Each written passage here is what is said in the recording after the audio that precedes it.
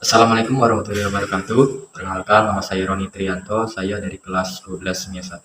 Di sini saya akan menjelaskan materi tentang makromolekul. Ya, yang pertama ada struktur polimer, ada pembentukan dan tata nama polimer, sifat polimer, penggolongan polimer, dan dampak produk polimer. Yang pertama, struktur polimer. Dalam kehidupan sehari-hari, sering kita menggunakan berbagai perobatan yang terbuat dari bahan polimer yang dapat berupa plastik, karet, serat, dan nilon. Dalam tubuh makhluk hidup, juga ditemukan berbagai senyawa polimer, di antaranya karbohidrat, protein, dan asam nukleat. Polimer adalah suatu makromolekul yang terbentuk dari bergabungnya molekul-molekul sederhana yang disebut dengan monomer melalui proses yang disebut polimerisasi. Berdasarkan bentuk susunan rantainya, polimer dapat dibedakan menjadi berbagai macam. Yang pertama, A. Polimer linear adalah polimer yang tersusun dengan unit ulang berikatan satu sama lainnya, membentuk rantai polimer yang panjang. Yang B. Polimer bercabang. Polimer bercabang adalah polimer yang terbentuk jika beberapa unit ulang membentuk cabang pada rantai utama. Yang terakhir atau yang C, polimer berikatan silang atau cross-linking adalah polimer yang terbentuk karena beberapa rantai polimer saling berikatan satu sama lain pada rantai utamanya. Sambungan silang dapat terjadi ke berbagai arah sehingga terbentuk sambungan silang 3 dimensi yang disebut polimer jaringan. Yang kedua, pembentukan dan tata nama polimer. Berdasarkan reaksi pembuatannya, polimer dibedakan menjadi polimer adisi dan polimer kondensasi. Polimer adisi terbentuk melalui reaksi adisi atau bergabungnya monomer-monomer yang memiliki ikatan rangkap. Sedangkan polimer kondensasi terbentuk melalui reaksi kondensasi atau reaksi penggabungan monomer-monomer yang memiliki gugus fungsi pada kedua ujung molekul disertai pembebasan molekul lain.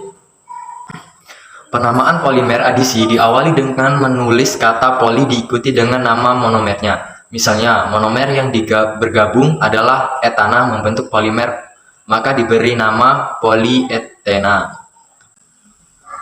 Penamaan polimer kondensasi memiliki nama khusus. Contoh, monomer yang bergabung asam adipat dengan heksametiledemin membentuk polimer kondensasi dengan nama nilon 66. Reaksi pembentukan polimer. A.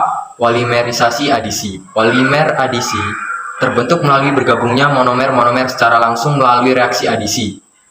Monomer yang dapat membentuk polimer adisi harus memiliki ikatan rangkap dua. Beberapa contoh polimer adisi adalah 1. Polietena, 2. Poliviniklorida atau PVC, yang ketiga polipropilena, yang keempat polisoporena atau karet alam, yang kelima puleterafluorotana atau teflon, yang keenam polisetirena.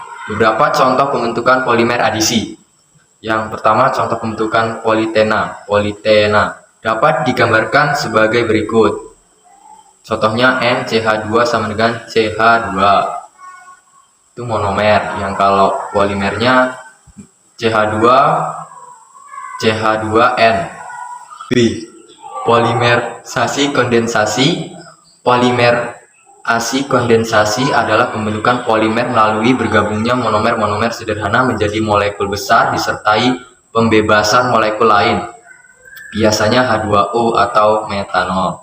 Pembentukan polimer kondensasi hanya dapat terjadi antara monomer yang mempunyai dua gugus fungsi pada kedua ujung rantai molekulnya. Beberapa polimer yang terbentuk melalui kondensasi adalah nilon 66, dacron, amilum, dan protein. Contoh pembentukan polimer kondensasi.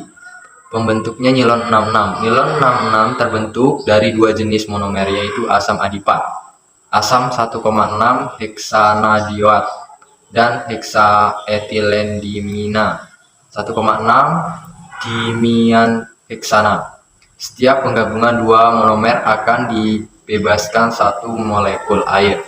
Atom H berasal dari gugus amina dan gugus OH berasal dari gugus karboksilat sebagai berikut. Yang keempat, penggolongan polimer. Polimer dapat digolongkan berdasarkan asalnya, jenis monomer, pembentukan, atau berdasarkan sifatnya terhadap pemanasan.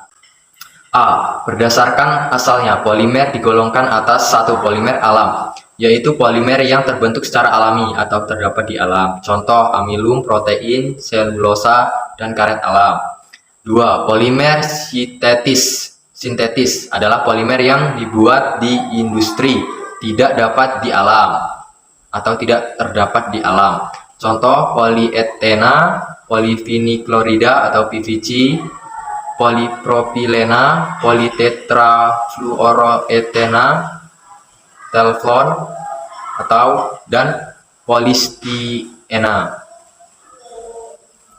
B. Berdasarkan jenis monomer, pembentuknya polimer digolongkan atas satu, homopolimer, yaitu polimer yang dibentuk oleh monomer yang sejenis. Contoh, polietena, poliviniklorida atau PVC, polipropilena, polistirena.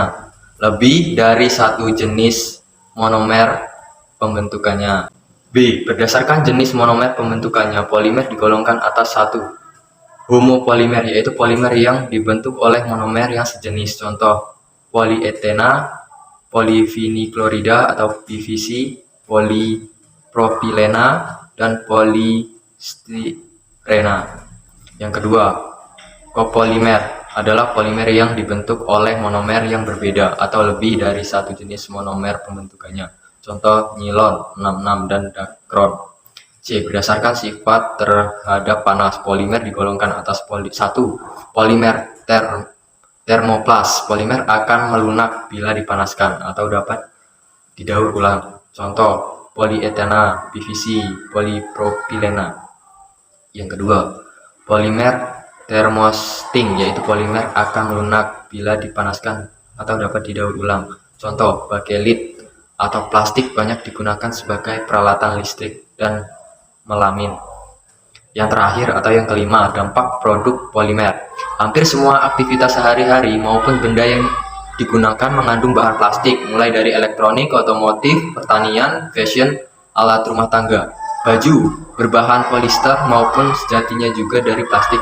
Kemudian kendaraan banyak komponen yang menggunakan plastik, bahkan ban dengan label karet sintetis juga menggunakan campuran plastik. Di samping manfaatnya, plastik dalam kehidupan sehari-hari.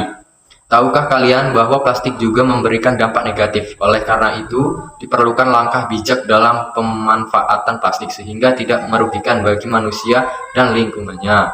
Penggunaan plastik dalam industri makanan dapat menyebabkan kontaminasi zat warna plastik dalam makanan. Sebagai contoh adalah penggunaan kantong plastik hitam atau kresek untuk membungkus makanan seperti gorengan dan lain-lain. Menurut Made Arcan, ahli kimia dari Institut Teknologi Bandung, zat pewarna hitam ini kalau terkena panas, misalnya berasal dari gorengan, bisa terurai, terdegradasi menjadi bentuk radikal yang bisa bereaksi dengan cepat seperti oksigen dan makanan. Cukup sekian penjelasan materi makromolekul dari saya, semoga bermanfaat. Apabila ada kesalahan, mohon maaf. Sekian, terima kasih.